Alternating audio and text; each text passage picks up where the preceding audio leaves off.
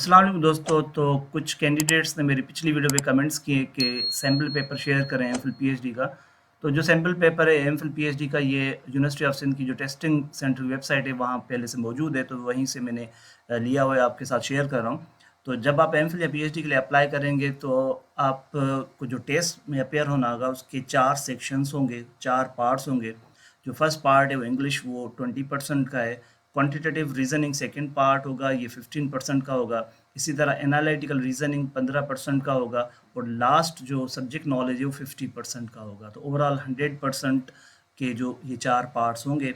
जो English part होगा उसमें 3 तरह के क्वेश्चंस आते हैं। वोकेबलरी का मतलब होता है कि सिनोनिम, एंटोनिम्स, इस तरह के। ग्रामर, जिसमें आपके पास डिफरेंट ब्लैंक्स टाइप क्वेश्चन होते हैं और कहीं पे आर्टिकल फिल करना है, कहीं पे कोई ग्रामेटिकल मिस्टेक है सेंटेंस में, उसको करेक्ट करना है।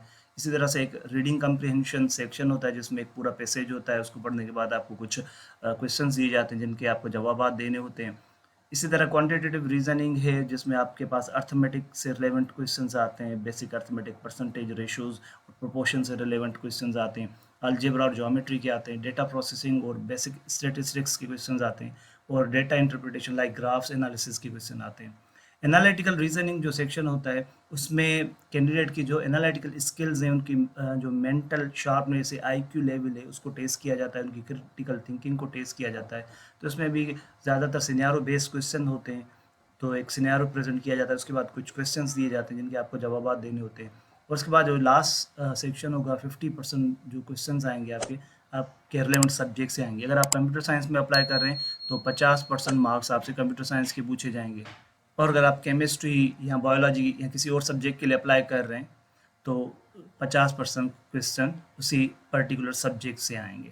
तो ये जो सैम्पल पेपर दिया गया है इसमें हर एक सेक्शन से रिलेवेंट कुछ सैम्पल क्वेश्चंस भी दिए हुए हैं।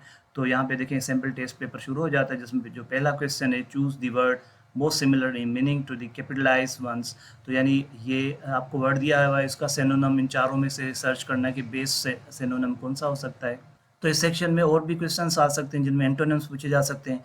इसी तरह ये ग्रामर से रिलेवेंट एक क्वेश्चन दिया हुआ है, as a sample, choose the appropriate option which are given below each question that completes the meaning of the given sentence. तो ये ग्रामर का एक सैम्पल क्वेश्चन हो गया। इसी तरह रीडिंग कम्प्रीहेंशन का एक ये सवाल दिया हुआ है। तो ये जो सैम्पल पेपर है आप डाउनलोड कर सकते हैं sutc.usin.edu.pk से, या फिर आप यहाँ पे स्क्रीन पास करके इस पैसेज को पढ़ सकते हैं। इस पैसेज को पढ़ने के बाद आप नीचे 1 बाय 1 ये क्वेश्चंस दिए हुए हैं, इन क्वेश्चंस के जवाब देखें कि किस तरह से आप देंगे।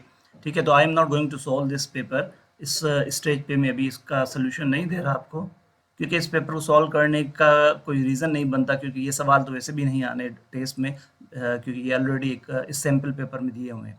तो आप जस्ट अपनी अंडरस्टैंडिंग के लिए इस स्क्रीन को पास करके ये तमाम तर सवाल देख सकते हैं और उसके बाद अपनी प्रिपरेशन स्टार्ट कर सकते हैं। प्रिपरेशन के लिए फिर डिफरेंट वेबसाइट्स मौजूद हैं।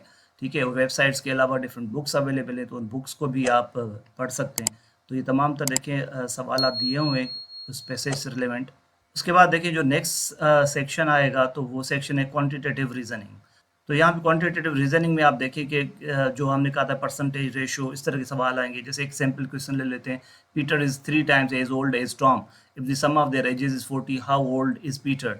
तो इस तरह के आपके पास सवाल आते हैं। बेसिक अलजेब्रा होती है, रेशोज़ के क्वेश्चन होते हैं, सिंपल परसेंटेजिंग होती है। उसके बाद जो नेक्स्ट सेक्शन है वो है एनालिटिकल रीजनिंग का। तो जैसा कि मैंने आपको पहले ही बताया कि एनालिटिकल रीजनिंग में सिनेरियो बेस्ड क्वेश्चंस होते हैं, आपकी आईक्यू और मेंटल शार्पनेस को चेक किया जाता है। तो यहाँ पे ये एक कंप्लीट आपको सिनेरियो दिया हुआ है। पहले इस सिनेरियो को आप पढ़ेंगे, रीड करेंगे, प्रॉपर्ली अंडरस्टैंड करेंगे और इसको समझने के बाद आपको ये जो नीचे सवाल दिए हुए, इन सवालों के आपको जवाब देने हैं।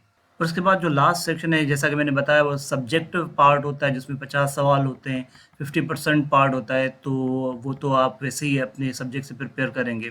तो लास्ट में देखिए, ये ओएमआर शीट दी हुई है। आप इससे तो पहले ही फेमिलर होंगे, अगर आपने कभी भी यूनिवर्सिटी ऑफ सिंध में बीएस में एडमिशन लिया होगा तो ये इस ओएमआर शीट से आप फेमिलर होंगे।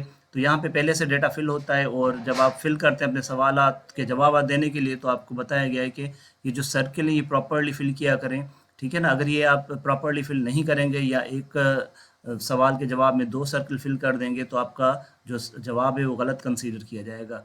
तो आई थिंक इसको तो फर्दर बताने की कोई इतनी ज़रूरत नहीं है। लास्ट में ये ब्लॉक नंबर लिखना होता है और मेक श्योर करना होता है कि इन्विजिलेटर ने साइन किए हैं, और आपको अपनी सिग्नेचर्स भी लास्ट में ही डालना होते हैं। तो ये तमाम तर आज हमने डिस्कस किया जो सैम्पल पेपर मौजूद है यूनिवर्सिटी ऑफ सिंध की वेबसाइट पे। अगर आप ये चाहते हैं कि मैं हर एक सेक्शन के लिए अलग से वीडियो बनाऊं कि उसकी प्रिपरेशन किस तरह की जाए, तो कमेंट में ज़रूर मेंशन करें, और ज़्यादातर कमेंट्स आएँ तो फिर मैं कोशिश करूँगा कि टाइम निकाल के आपके लिए सैम्पल पेपर के अलावा प्रिपरेशन की जो टिप्स हैं, ट्रिक्स हैं, वो ज़रूर शेयर करूँ आपके साथ। और अगर आपको ये वीडियो पसंद आई तो लाइक शेयर करना मत भूलिएगा। अगर आपने अभी तक इस चैनल को सब्सक्राइब नहीं किया तो सब्सक्राइब बटन पे क्लिक करें और बेल आइकन पे भी क्लिक करें ताकि मेरी हर नई आने वाली वीडियो आप तक टाइमली पहुंच सके।